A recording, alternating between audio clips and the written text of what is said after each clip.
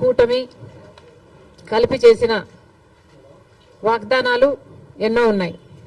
అందులో భాగంగా super six లో భాగంగా చంద్రబాబు గారు చేసిన వాగ్దానం మహిళలకు ఆర్టీసీ బస్సులలో ఫ్రీగా ప్రయాణం చేసే వెసులుబాటు. మరి చంద్రబాబు గారు నెల రోజులైనా ఈ చిన్న వాగ్దానాన్ని ఎందుకు నిలబెట్టుకోవడం లేదో సమాధానం చెప్పాల్సిన అవసరం ఉంది. ఎందుకంటే సూపర్ 6 లో భాగంగా చంద్రబాబు గారు మహిళల కోసం చేసిన ఈ వాగ్దానం చాలా ప్రాముఖ్యమైంది. ఇది మంచి పథకం కాబట్టే అటు తెలంగాణలో ఇటు కర్ణాటకలో అమలు చేసిన ఈ పథకాన్ని చంద్రబాబు గారు కూడా సూపర్ 6 లో భాగంగా చేర్చడం జరిగింది. మరి తెలంగాణ ప్రభుత్వం రేవంత్ రెడ్డి గారు కాంగ్రెస్ పార్టీ తరఫున ముఖ్యమంత్రి అయిన ప్రమాణ స్వీకారం చేసిన రెండో రోజే మహిళలకు, అమ్మాయిలకు, ట్రాన్స్జెండర్స్ కు ఆర్టీసీ బస్సులలో ఫ్రీ ప్రయాణం చేయగలిగారు, అమలు చేయగలిగారు. అధికారంలోకి వచ్చిన 2 రోజుకి. కర్ణాటకలో కాంగ్రెస్ పార్టీ అధికారంలోకి వచ్చిన 3 వారాలకే ఆర్టీసీలో మహిళలకు ఫ్రీగా ప్రయాణం చేసే వెసులుబాటు కలిగించగలిగారు. అక్కడ వాగ్దానం నిలబెట్టుకోవడానికి కూడా వాళ్ళకి ఎక్కువ సమయం పట్టలేదు. మరి చంద్రబాబు గారికి ఎందుకింత సమయం పడుతుందో చంద్రబాబు గారు చెప్పాలి. ఎందుకంటే మహిళలకు ఆర్టీసీ బస్సులలో ప్రయాణం చేసే ఈ పథకం చాలా యూస్ఫుల్ కాబట్టే ఈరోజు లేవనెత్తుతున్నాం. మహిళలు అన్న వాళ్ళు మన జనాభాలో సగం, హాఫ్ ద పాపులేషన్ కి డైరెక్ట్ గా వర్తించే పథకం ఈ పథకం. మహిళలకి రక్షణ కల్పించే పథకం కూడా. ఎందుకంటే మహిళలు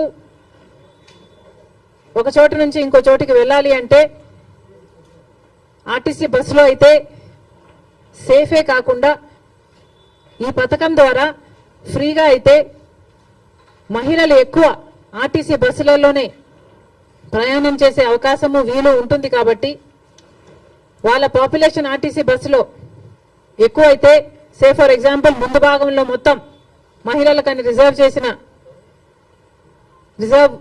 ఉంది కాబట్టి మహిళలు ఎక్కువ భాగం అయితే, మోస్ట్ ఆఫ్ ద బస్ మహిళలు అయితే వాళ్ళకు సెక్యూరిటీగా కూడా ఉంటుంది.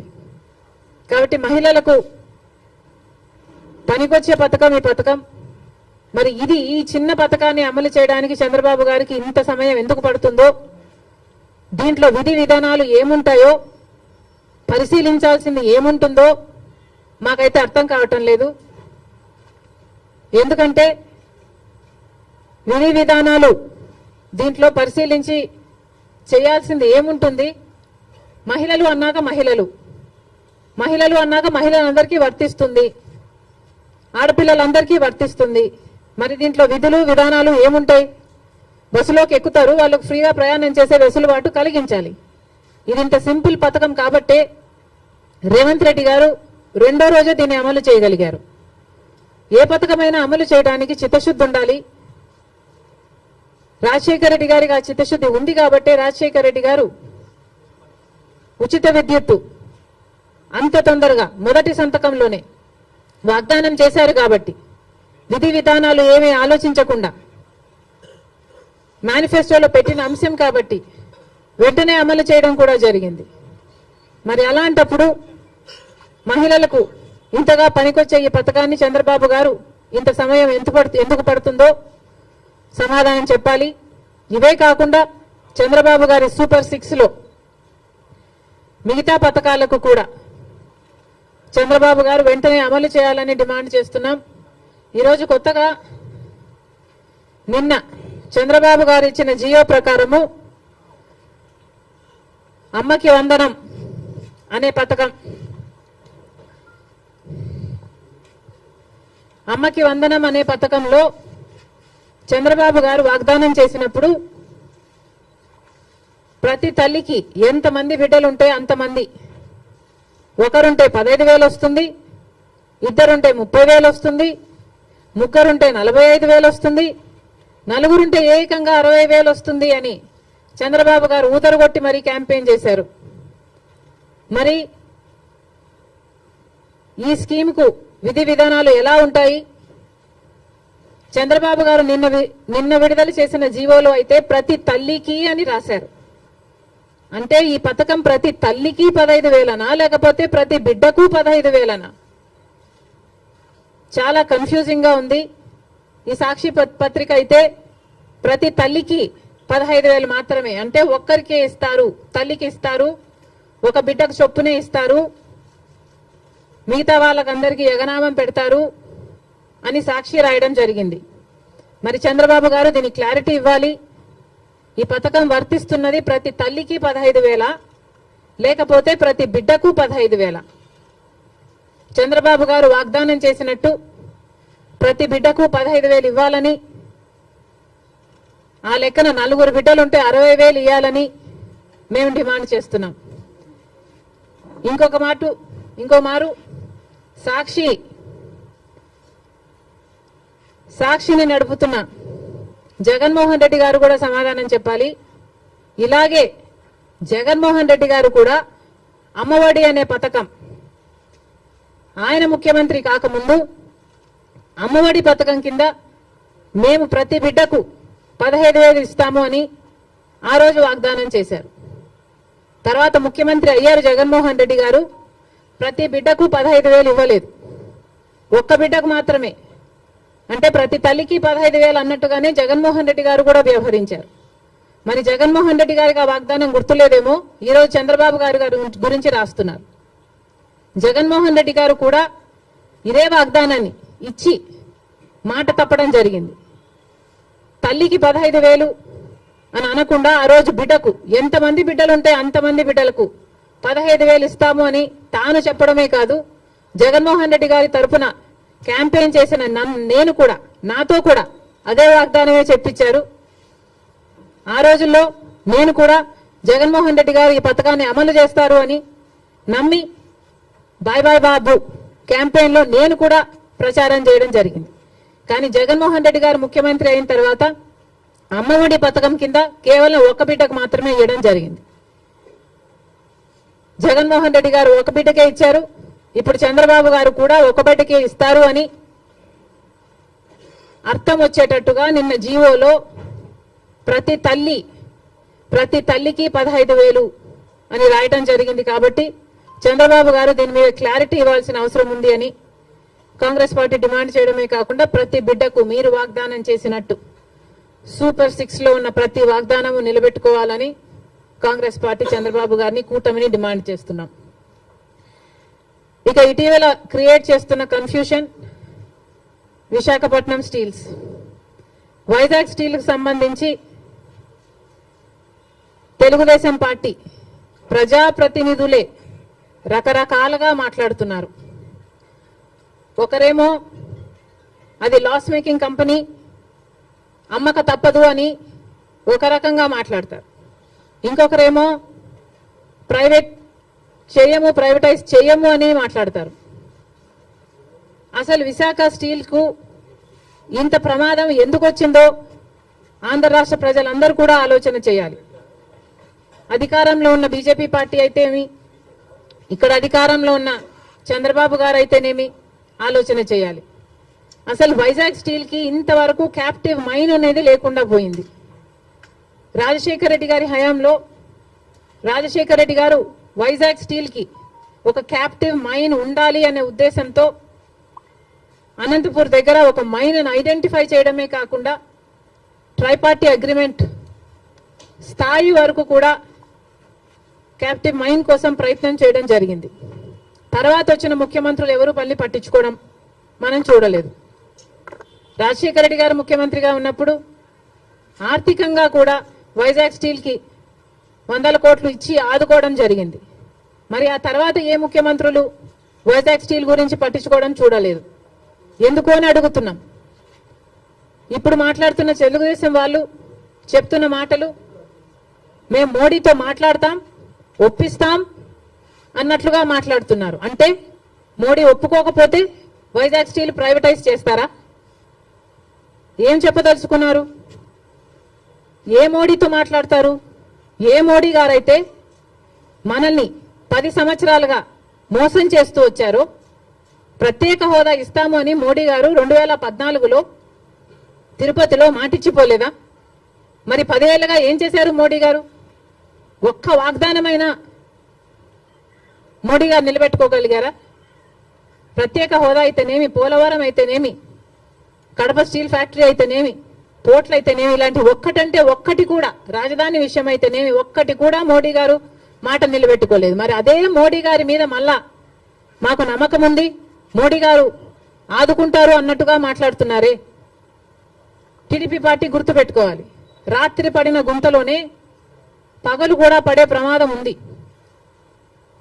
ఒకసారి ఆలోచన చేసి మీరు ఎవరిని నమ్ముతున్నారో, ప్రజలకు ఏం మాట్లాడుతున్నారో, ఏం మాటలు చెప్పారో ఆలోచన చేయండి. మోడీ అంటేనే మోసం, మోడీ అంటేనే వెన్నుపోటు. ఆంధ్ర రాష్ట్రానికి ఇప్పటికే 10 సంవత్సరాలుగా వెన్నుపోటు పొడుస్తూనే ఉన్నాడు మోడీ గారు. అలాంటి మోడీ గారి చేతుల్లో వైజాగ్ స్టీల్ పెట్టడం అన్నది దారుణం. జగన్మోహన్ రెడ్డి గారు 5 సంవత్సరాలు ముఖ్యమంత్రిగా ఉండి కూడా రాజశేఖర్ రెడ్డి గారికి అంత ఇష్టమైన ప్రాజెక్ట్ అది అని తెలిసి కూడా రాజశేఖర్ రెడ్డి గారు వైజాగ్ స్టీల్స్ కోసం, క్యాప్టివ్ మైన్ కోసం ప్రయత్నించడమే కాకుండా, ఆర్థికంగా ఆదుకోవడమే కాకుండా, రాజశేఖర్ రెడ్డి గారు అంతా వైజాగ్ స్టీల్ కోసం చేస్తే ముఖ్యమంత్రిగా ఉండి కూడా జగన్మోహన్ రెడ్డి గారు ఒక్క ఫింగర్ కూడా ఎత్తలేదు వైజాగ్ స్టీల్ ని కాపాడడం కోసం. ఎందుకు అని అడుగుతున్నాం. వైజాగ్ స్టీల్ నష్టాలలో ఉందా అన్నట్టుగా ఆ గ్రూపుల ఆర్గనైజేషన్లు వచ్చి మాట్లాడితే, అయ్యో నష్టాలలో ఉందా అన్నట్లుగా జగన్మోహన్ రెడ్డి గారు ప్రశ్నించడం జరిగింది. ఇప్పుడు చంద్రబాబు గారేమో నోరిప్పకుండా వాళ్ళ చేత కన్ఫ్యూజింగ్ స్టేట్మెంట్స్ ఇప్పిస్తున్నారు. చంద్రబాబు గారిని డిమాండ్ చేస్తున్నాం, చంద్రబాబు గారే మాట్లాడాల్సిన అవసరం ఉంది. చంద్రబాబు గారే ఢిల్లీలో మీడియా కాన్ఫరెన్స్ పెట్టి, ఢిల్లీ పెద్దలు కూటమి అందరూ కలిసి వైజాగ్ స్టీల్ ప్రైవేటైజ్ చేయబోము అన్న కాన్ఫిడెన్స్, అన్న మాట ఆంధ్ర రాష్ట్ర ప్రజలకు చంద్రబాబు గారు చెప్పాల్సిన అవసరం ఉంది. ఇవన్నీ ఒక ఎత్తు అయితే, ఈరోజు రాజశేఖర్ రెడ్డి గారు ఉమ్మడి ఆంధ్ర రాష్ట్ర నాయకుడిగా 2 సార్లు గెలిచిన నాయకుడు. అలాంటి నాయకుడికి రాజకీయాలు ఆపాదిస్తూ, గెలుపు ఓటములను ఆపాదిస్తూ ఈరోజు రాజశేఖర్ రెడ్డి గారి విగ్రహాలను ధ్వంసం చేస్తున్నారు టీడీపీ గూండాలు. ఇది ఎక్కడి న్యాయమని అడుగుతున్నాం. రాజశేఖర్ రెడ్డి గారు మన రాష్ట్రం కోసం ఎన్నో అద్భుతమైన పథకాలు చేయడం నిజం కాదా? మన రాష్ట్ర ప్రజల కోసం తాను బతికినంత కాలం సేవలు చేస్తూ, పోరాటాలు చేస్తూ బతకడమే కాకుండా చచ్చిపోయేటప్పుడు కూడా ఆఖరికి రచ్చబండకని వెళ్ళి ప్రజల కోసం తప్పించి చనిపోయిన మాట వాస్తవం కదా? మరి అలాంటప్పుడు అంత పెద్ద మనిషి, అంత మంచి మనిషి అయిన రాజశేఖర్ రెడ్డి గారి విగ్రహాల జోలికి తెలుగుదేశం పార్టీ వాళ్ళు ఎందుకు వెళ్తున్నారో చంద్రబాబు గారు, వాళ్ళ నాయకులు సమాధానం చెప్పాలి. రాజశేఖర్ రెడ్డి గారు ఏదో వైసీపీ నాయకుడు అన్నట్టుగా వ్యవహరించడం జరుగుతుంది. వైసీపీ వాళ్ళు హత్యా రాజకీయాలు చేసుండొచ్చు, గుండా రాజకీయాలు చేసుండొచ్చు, కక్ష రాజకీయాలు చేసుండొచ్చు, మేము కాదంటం లేదు. కానీ దానికి రాజశేఖర్ రెడ్డి గారికి ఏమిటి సంబంధం అని అడుగుతున్నాం. వైఎస్ఆర్ సిపి అంటే యువజన శ్రామిక రైతు party. YS Rajasekhar Reddy party కాదది. వైసీపీలో రాజశేఖర్ రెడ్డి గారు లేరు, రాజశేఖర్ రెడ్డి గారి పథకాలు లేవు, రాజశేఖర్ రెడ్డి గారి ఆశయాలను నిలబెట్టే వాళ్ళు లేరు. మరి అలాంటప్పుడు రాజశేఖర రెడ్డి గారి విగ్రహాలను ఎందుకు పగలగొడుతున్నారో తెలుగుదేశం పార్టీ వాళ్ళు ఒకసారి ఆలోచించాలి.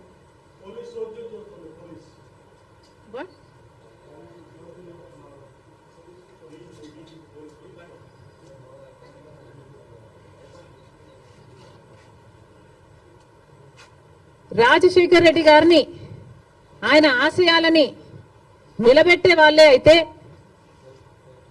రాజశేఖర రెడ్డి గారు తలపెట్టిన జలయజ్ఞంని జగన్మోహన్ రెడ్డి గారు ఎందుకు విస్మరించారు? రాజశేఖర రెడ్డి గారు తన ప్రాణం కంటే ఎక్కువ నేను ఇందుకోసమే పుట్టాను, జలయజ్ఞం కోసమే పుట్టాను అని రాజశేఖర రెడ్డి గారు అంతగా జలయజ్ఞం కోసం తప్పిస్తే జగన్మోహన్ రెడ్డి గారు 6 నెలల్లో జలయజ్ఞం మొత్తం పూర్తి చేస్తానన్న జగన్మోహన్ రెడ్డి గారు కనీసం ఒక్క ప్రాజెక్టు కూడా ముట్టుకోలేదు. మరి వైసీపీలో రాజశేఖర రెడ్డి గారు ఉన్నారో లేదో ఆలోచన చేసుకోవాలి. రాజశేఖర రెడ్డి గారి ఎంతో ఇష్టమైన ఫీజు రీయింబర్స్మెంట్ ఇలాంటి పథకాలకు కూడా వైసీపీ ఈ రోజు వరకు కూడా అధికారంలోంచి దిగిపోయే రోజు వరకు కూడా 4,000 కోట్లు బాకీ పడింది. చిక్కీలకు, స్కూల్ యూనిఫాములకు, ఆఖరికి కోడిగుడ్లకు కూడా బిల్లులు కట్టలేదట. మరి అలాంటప్పుడు రాజశేఖర రెడ్డి గారి ఆశయాలను నిలబెట్టే పార్టీ వైసీపీ పార్టీ అని ఎందుకు అనుకుంటున్నారు? అది కాదు కాబట్టే ఈరోజు ప్రజలు వైసీపీకి అంత బుద్ధి చెప్పారు, గోతి తీసి పాతి పెట్టడం జరిగింది. మళ్ళీ చెప్తున్నాం, వైసీపీ అంటే యువజన శ్రామిక రైతు పార్టీ, వైఎస్ఆర్ పార్టీ కానే కాదు. రాజశేఖర రెడ్డి గారికి వైసీపీ పార్టీకి అసలు సంబంధమే లేదు. రాజశేఖర రెడ్డి గారు is a tall leader of the Congress party.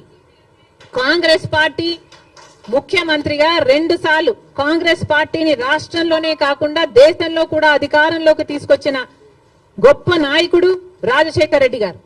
Rajasekhara Reddy గారు is a Congress man. He lived a Congress man and he died a Congress man. He was faithful to the Congress party, and as much as he was faithful to the Congress party was also faithful to Rajshekar Reddy garu, and 2 సార్లు ముఖ్యమంత్రిని చేసింది.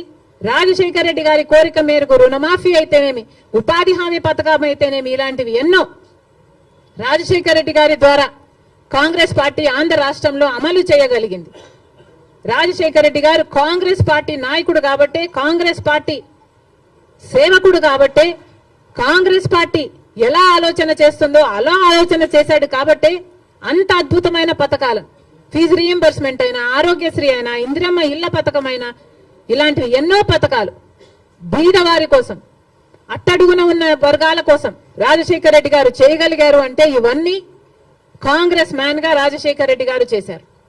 మళ్ళీ చెప్తున్నాం, ఈరోజు Congress man గా రాజశేఖర రెడ్డి గారు నిలిచారు, బతికారు, అలాగే చచ్చిపోయారు. వైసీపీ పార్టీని అడుగుతున్నాం, మొన్న YCP party Congress party TDP పార్టీకి తోక పార్టీ అన్న కమెంట్ చేశారు.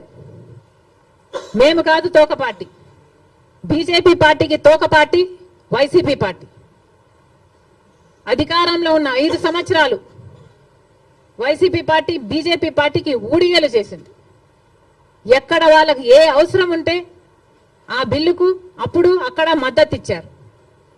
బీజేపీ పార్టీకి సంబంధించిన ఏ బిజినెస్ మ్యాన్ ఉన్నా, ఏ నాయకుడున్నా, రాజ్యసభ కావాలంటే రాజ్యసభ, టీటీడీ కావాలంటే టీటీడీ, ఏది పడితే అది బీజేపీకి తొత్తులుగా పనిచేసిన పార్టీ వైసీపీ పార్టీ. అధికారంలో ఉన్నప్పుడు ప్రత్యేక హోదాను తాకట్టు పెట్టడమే కాకుండా రాష్ట్ర భవిష్యత్తును కూడా తాకట్టు పెట్టిన పార్టీ వైసీపీ పార్టీ. బీజేపీ పార్టీకి అధికారంలో 5 సంవత్సరాలు ఊడిగలు చేయడమే కాకుండా ఇప్పుడు కూడా స్పీకర్ విషయంలో, మొన్న జరిగిన స్పీకర్ ఎన్నికల విషయంలో మళ్ళీ అదే బీజేపీ పార్టీకి మద్దతు ఇచ్చాడు జగన్మోహన్ రెడ్డి గారు. మణిపూర్ ఘటనలతో సహా మొత్తం ఏది చూసుకున్నా కూడా బీజేపీ పార్టీతోనే ఉన్నాడు జగన్మోహన్ రెడ్డి గారు. మరి బీజేపీ పార్టీకి తొత్తుగా ఉన్నది, తోక పార్టీగా ఉన్నది, ఉంచుకున్న పార్టీగా ఉన్నది వైసీపీ పార్టీ. మళ్ళీ చెప్తున్నాం, కాంగ్రెస్ పార్టీ ఒక నిబద్ధత కలిగిన పార్టీ, నిజాయితీ ఉన్న పార్టీ. మేము ఎవరికి అక్రమంగా ఏ పార్టీతో పొత్తులు పెట్టుకోలేదు, సంబంధాలు పెట్టుకోలేదు వైసీపీ పార్టీ లాగా. మళ్ళీ చెప్తున్నాం, రాజశేఖర రెడ్డి గారు is a Congress man. Telugu Desam party నాయకుల్ని, కార్యకర్తలకి, అందరికీ కూడా హెచ్చరిస్తున్నాం, రాజశేఖర రెడ్డి గారి విగ్రహాల జోలికి వెళ్ళకండి. వైసీపీకి వైఎస్ఆర్ కి సంబంధం లేదు. యువజన శ్రామిక రైతు పార్టీ జగన్మోహన్ రెడ్డి గారి పార్టీ. రాజశేఖర్ రెడ్డి గారు is a Congress man. Rajasekhar Reddy గారి విగ్రహాల జోలికి మళ్ళీ వెళ్లారు అంటే నేనే వెళ్లి ఆ విగ్రహాల దగ్గర ధర్నా చేస్తా.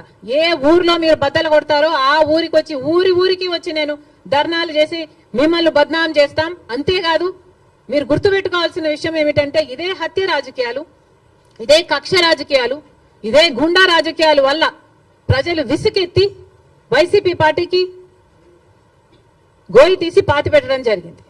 మళ్ళీ అదే తెలుగుదేశం పార్టీకి జరగకుండా చూసుకోండి. Thank you very much.